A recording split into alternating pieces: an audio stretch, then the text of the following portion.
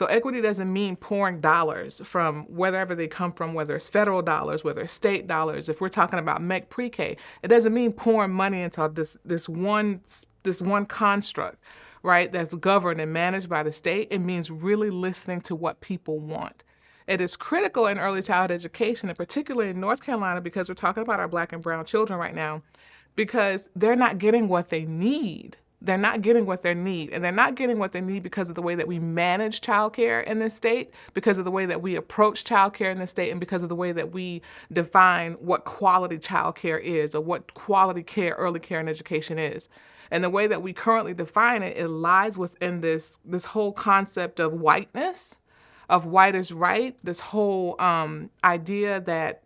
our system was built on top of and intertwined with this whole idea of white supremacy. So that means that our children are not necessarily getting what's culturally responsive and what's culturally relevant for them in terms of early care and education. So when we take away the power, take away opportunities for our families to make decisions in that manner for their children, they can have peace of mind.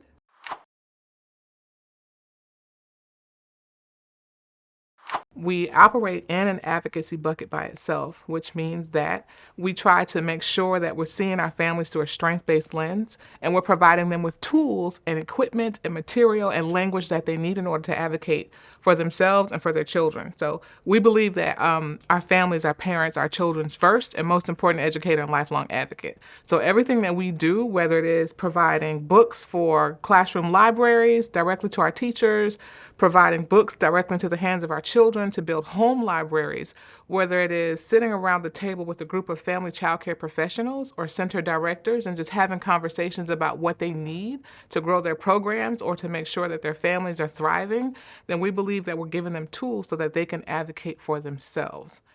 Our job, our mission, our goal is to make sure that we're working ourselves completely out of the picture, because we believe in a grassroots approach. And that means that all the power lies within those people who are not typically invited to the table, which is our families, our parents, our family child care practitioners, sometimes our center teachers, who are not invited to the table or in the room when it comes to making decisions about what families need to thrive in this state. So we want to be able to give them enough tools to be able to back away so that they can actually make choices that they feel are the right choices for their families, their businesses, themselves, their communities.